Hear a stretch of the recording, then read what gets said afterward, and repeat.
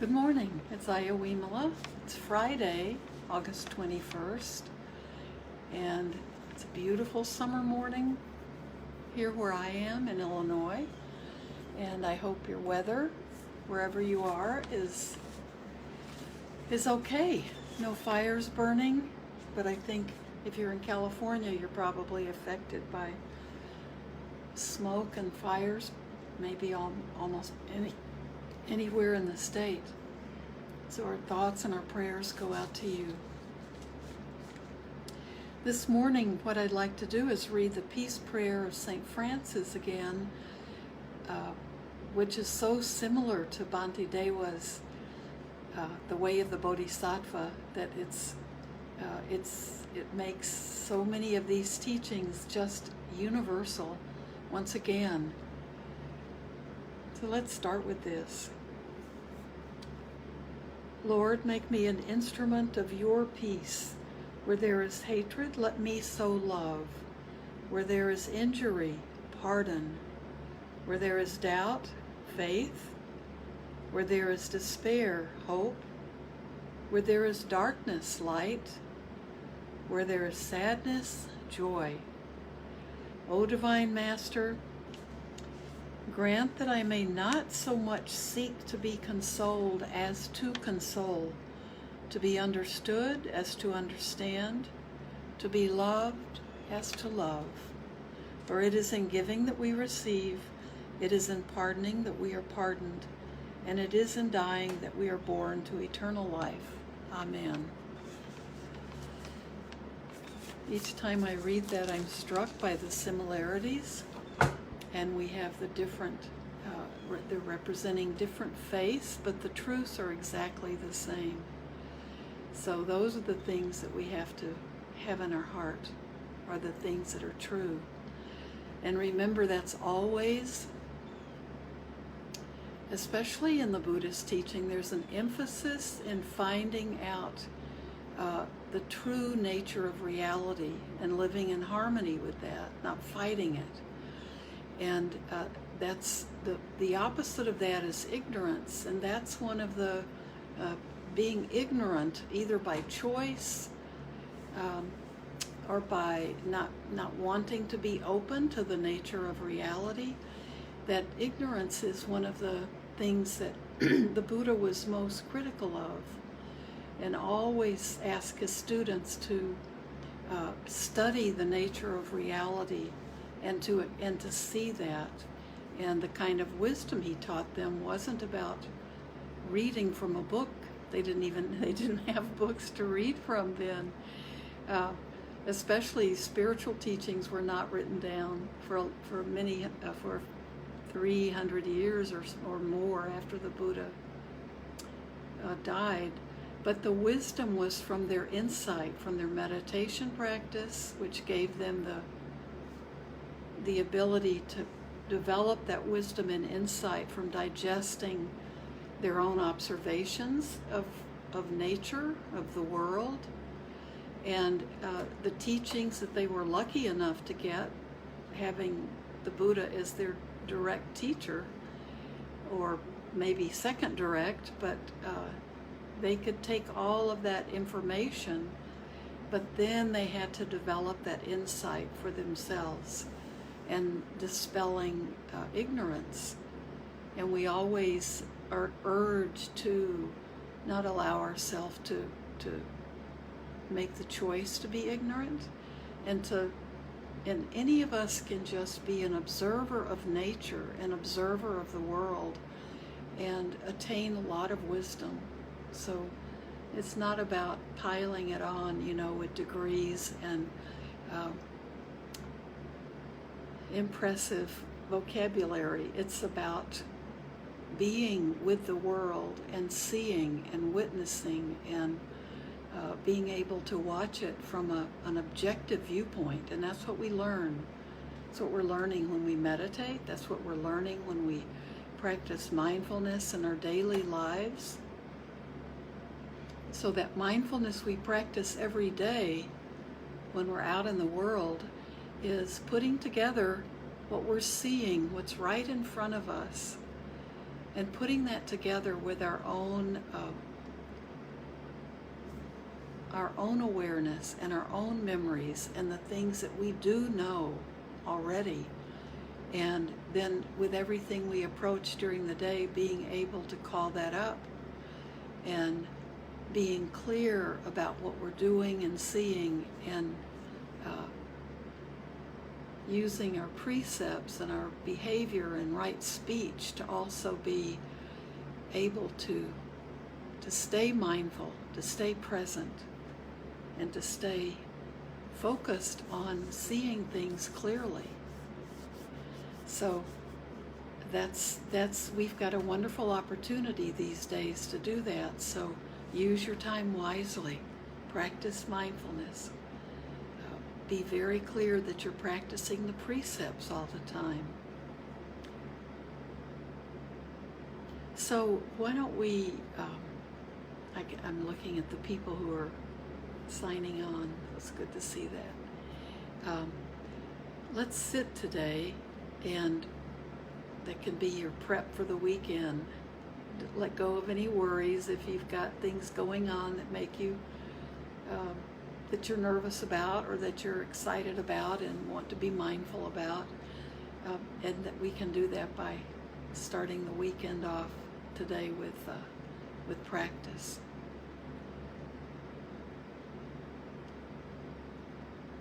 So I want you to find that comfortable position. Be relaxed.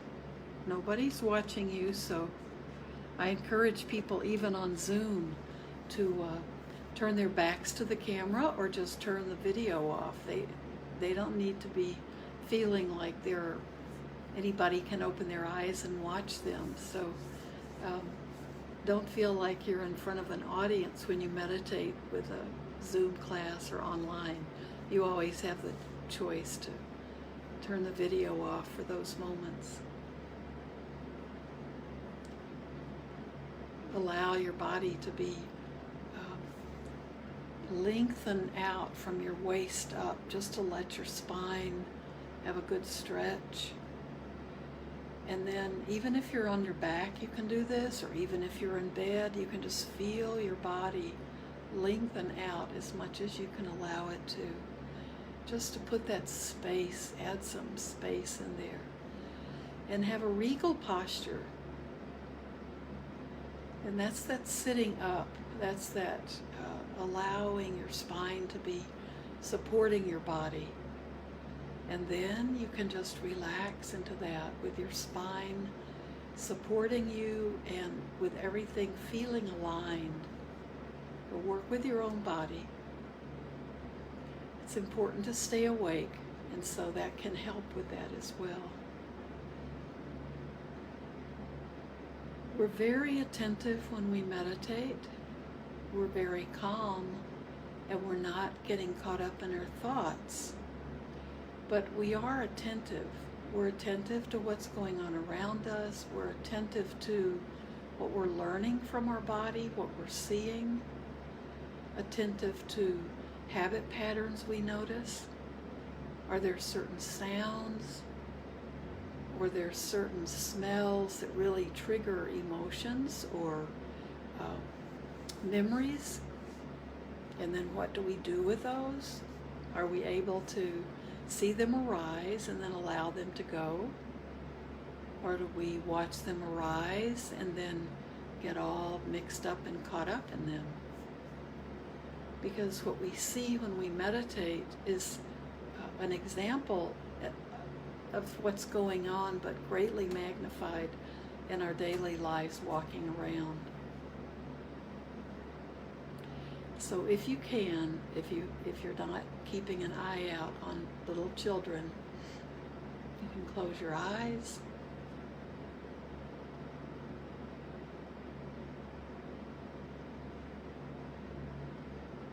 Breathe in and out through your nostrils if you can.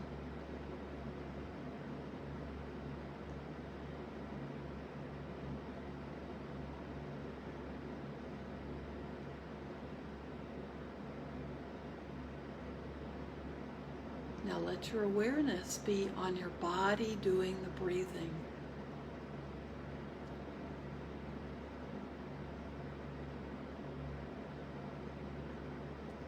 And what you need to be doing is focusing your attention on those points where you most feel your breath. But let your body do the work of breathing.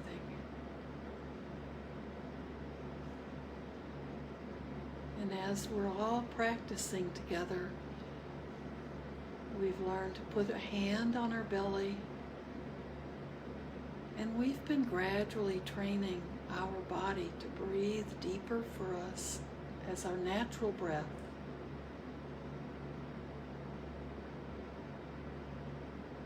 So we can feel the belly rise when we inhale and contract as our body exhales.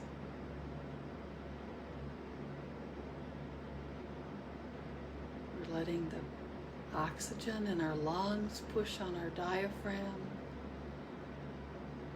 getting all the way down deeper into our lungs.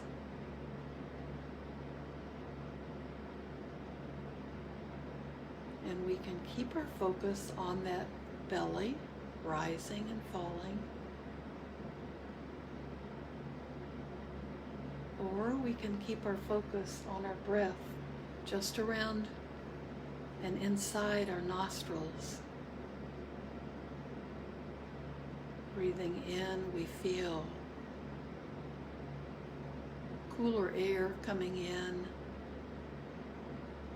maybe tickling the inside of our nose just very subtly. And as we exhale, we may feel a little more warmth, that humidity that you can feel when you're wearing a mask and you have on you don't have to have on glasses. When you're wearing a mask, you feel that dampness, that heat, the humidity when you exhale. And if you wear glasses, your glasses get fogged up.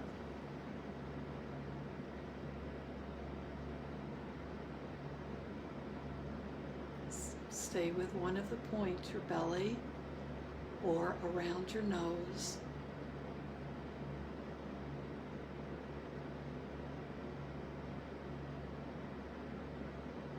And that's where we keep coming back to. That's the focus of our attention. When our mind wanders, and we recognize it, which is the main part of this teaching, recognize when our mind becomes scattered or distracted. And then we know it's to bring it back, to focus on our breath.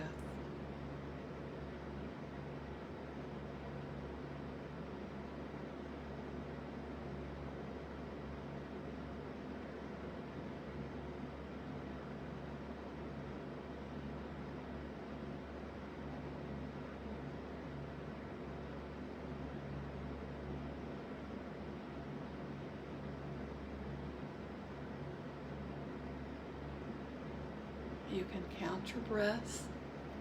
I recommend only counting up to 5 cycles of breath and then start over. Breathe in, breathe out. 1. Breathe in, breathe out. 2.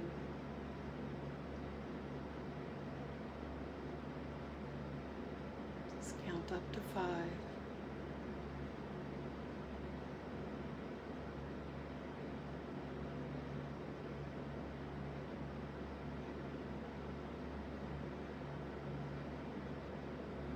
And begin at 1 again.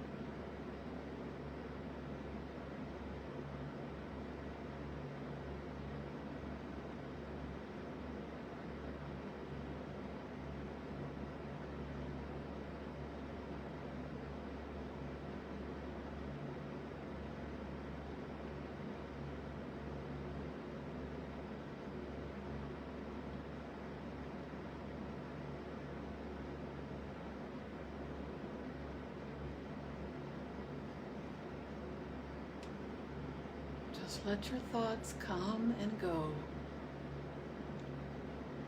Don't try to push them down, but also don't feed them with your attention. If you begin to pay attention to them, get caught up in them, start chasing after a thought,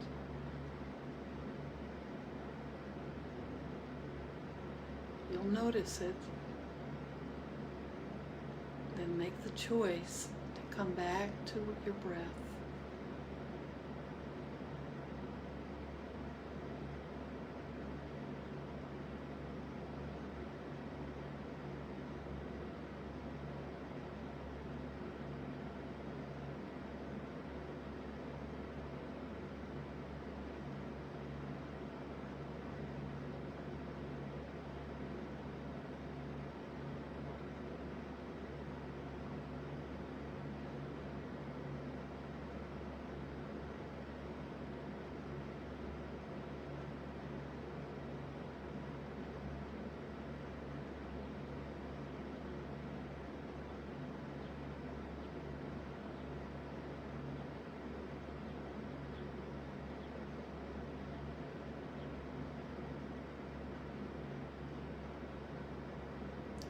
This is a time to turn inward, not chasing after something. Let it be for you to come inward, to be with yourself, to be aware of yourself. Be aware of how you respond to sense objects.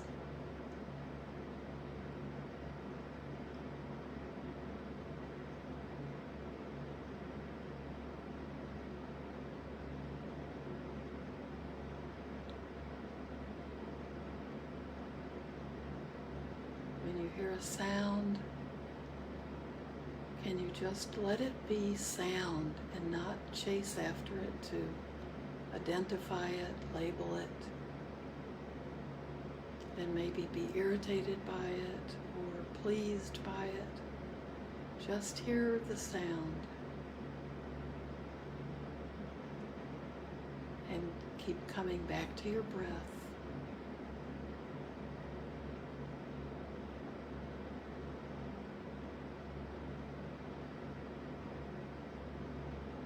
And if your posture maybe it feels like you need another pillow under your bottom to be more comfortable.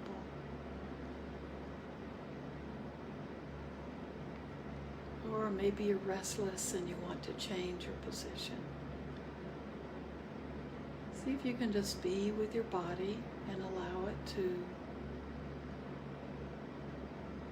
stay in its position and just be mindful of just sitting there or standing or just walking.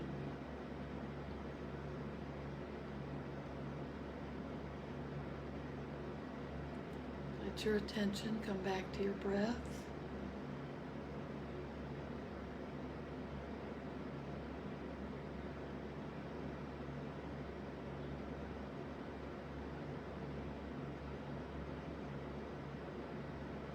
You may notice the urgency to move or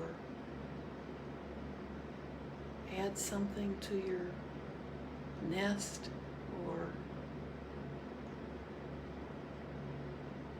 scratch something that's itching. You may notice that the urgency passes.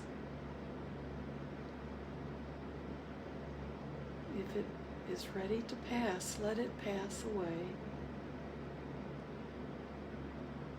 Just coming back to your breath.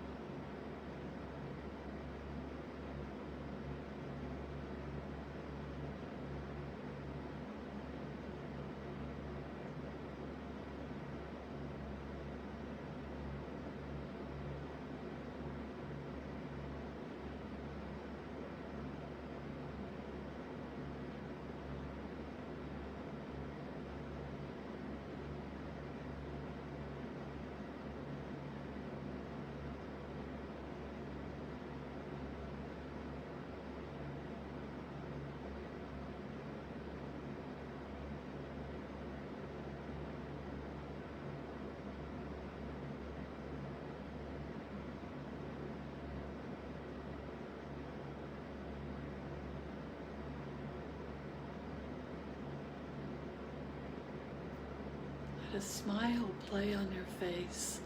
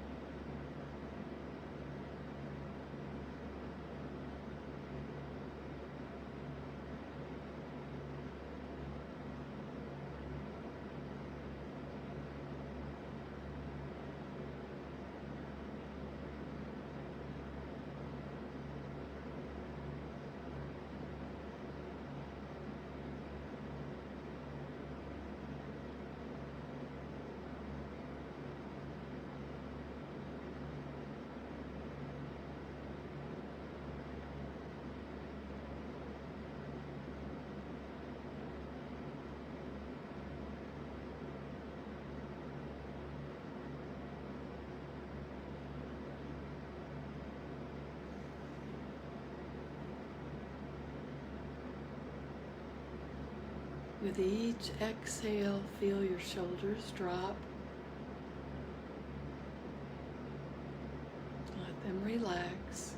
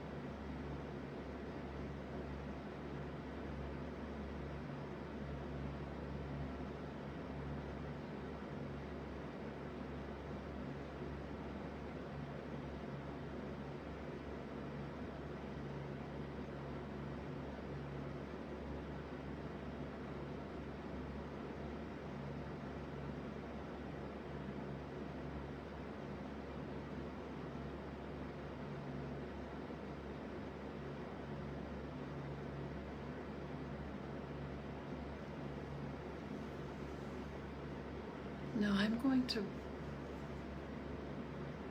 recite my wish to end our time together, but if you're sitting quietly, please continue if you have the time. Your body's ready, you're relaxed, you're in the right spot, so just try and continue. Add more time to your practice and have a joyful, beautiful weekend, remembering to stay safe for yourself and for others around you, and encourage others to be safe. No matter what's going on right now, we know that this virus is still in our society, and there are lots of people who will not be able to handle it well. They may survive, but they may have difficult, long-lasting side effects. They may be unknowingly spreading it to other people who may be much more vulnerable. So please continue to be careful. What was that TV show where they always at the end of morning roll call and announcements, they always said, "Be careful out there."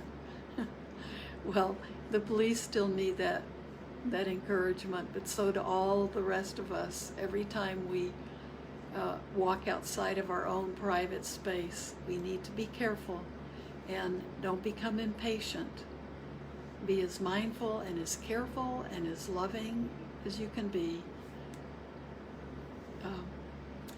And continue to see this time as a time to deepen your practice. Whatever your practice is that helps you be a better person, a happier person, a kinder, more compassionate person, just do that. Just continue doing that. And it will carry you through. And we all need to know this is for the long haul. Things are changing, and we can be part of positive change and healthy change. So keep sitting if you can. May I become at all times, both now and forever, a protector for those without protection, a guide for those who have lost their way, a ship for those with an ocean to cross, a sanctuary for those in danger, a lamp for those without light, a place of refuge for those who lack shelter, and a servant to all in need. By means of this meritorious deed, may I never join with the unwise, only the wise, until the time I attain Nibbana. Thank you for being with me, and thanks for your continued practice and taking care of others and taking care of yourself. Thank you. See you on Sunday morning. Bye-bye.